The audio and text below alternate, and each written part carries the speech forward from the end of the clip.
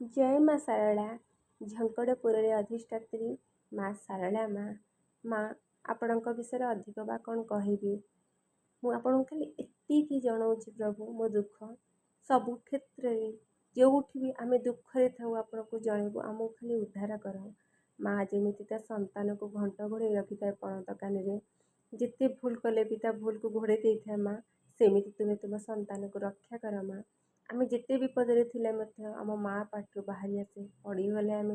सर्वप्रथम पाठु बाहर माँ रक्षा कर माँ सेमिति माँ सब विपद आमको रक्षा कर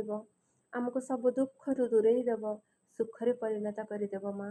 सबुथिरु आमको उद्धार कर आमको भल बाट देखाइब